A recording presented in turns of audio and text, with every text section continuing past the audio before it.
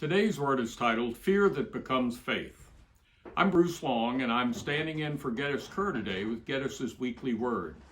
In his past two weekly words, Geddes has told two stories about fear becoming faith. First, about the 12 disciples who were struggling in the storm on the Sea of Galilee. And second, about Peter's walking on water only to start sinking until Jesus saved him. Today's weekly word is adapted from Max Lucado's book, In the Eye of the Storm. Most of us face winds of doubt. Like Peter, we start to sink in our fears. With our heads barely above water, we have to make a decision. To whom can we turn? Do we hope that the same Christ who called us out of our boat of fear will save us? We know Peter's choice. He cried out, "Lord, save me." And immediately Christ reached out his hand, caught him, and saved him. Some of us know that several years ago, the Lord made sure that Geddes, who feared for his own life and needed God's mercy, was saved from drowning in the Atlantic Ocean off the coast of New Jersey. We are grateful for Geddes' rescue that has given us two very positive results. First, Geddes remains among us and ministers to us every day. And the second positive result is his sharing of the weekly word with each of us. We can thank God for leaving Geddes with us to continue his ministries. I want to share with you the choice of someone, a sailor, caught in another storm. Two stories separated by almost 18 centuries. This sailor and Peter are drawn together by several similarities.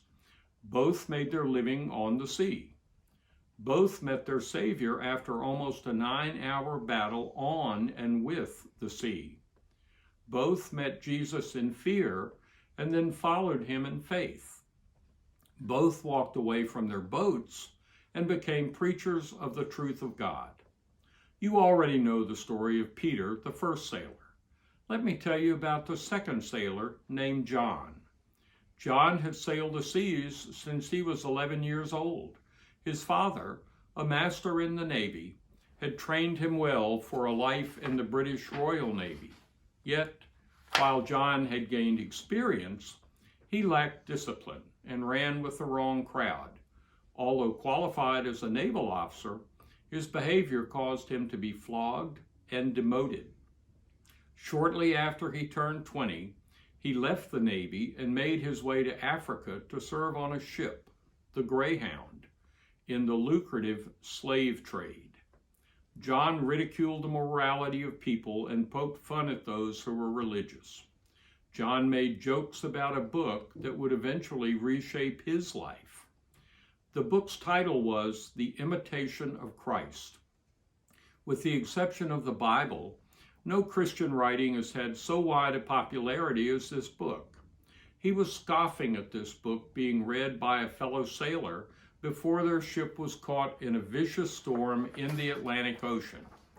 Huge waves pounded the ship, and John awakened in his cabin to find it filling with seawater.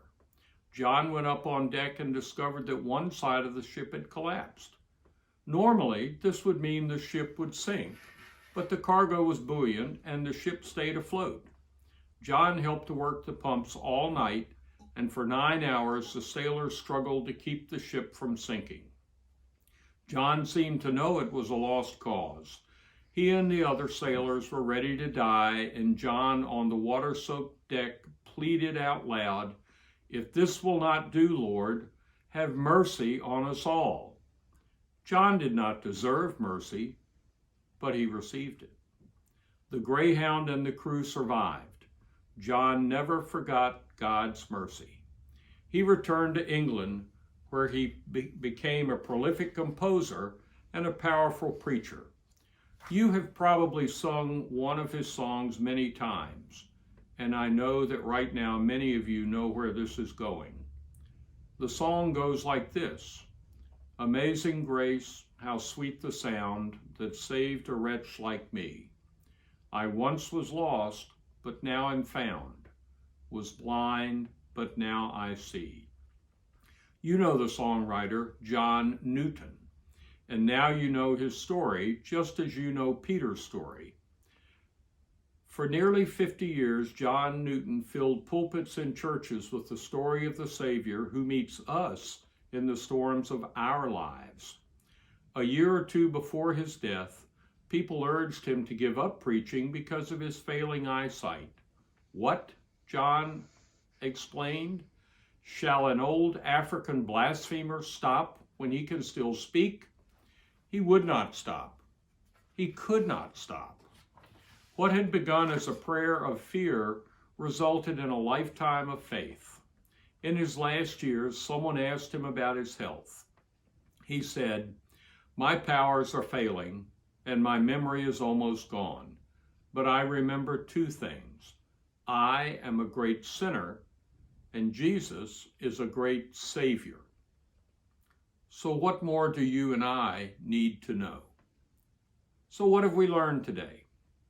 We've learned about two sailors and two seas, two vessels in two sea storms, two prayers of fear that resulted in two lives of faith.